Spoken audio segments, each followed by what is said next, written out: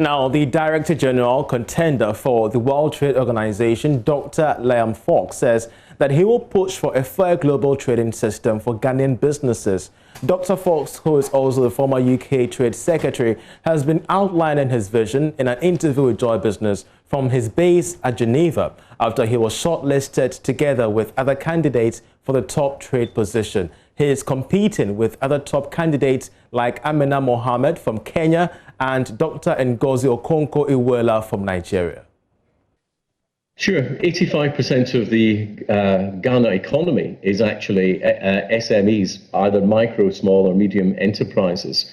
And they are now the workhorse of the global economy. They provide over 60% of all the global jobs. They provide 80% of the new jobs.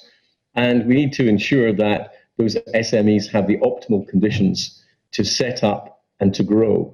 And that means that we have to have markets that are open so they can sell into those markets. We have to have access to capital so that they can get the investment they need. And we have to help them be able to develop the skills.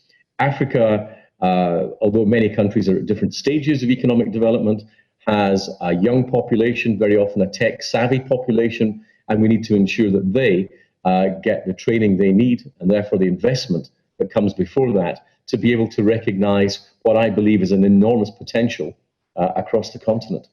What would a Dr. Fox leadership offer to businesses in Ghana and in Africa in terms of having a fair and a level playing field when it comes to trade on the global market? Well, the first thing that needs to be done is to dismantle some of the barriers that exist. And we've seen an increase in trade barriers over the past 10 years. In fact, the big 20 global economies that constitute 90% of global GDP and 80% of global trade have themselves increased their barriers to trade since the financial crisis, up from 0.7% of their imports to more than 10% of their imports. That provides developing countries, particularly small companies from developing countries, with a pretty difficult barrier to overcome.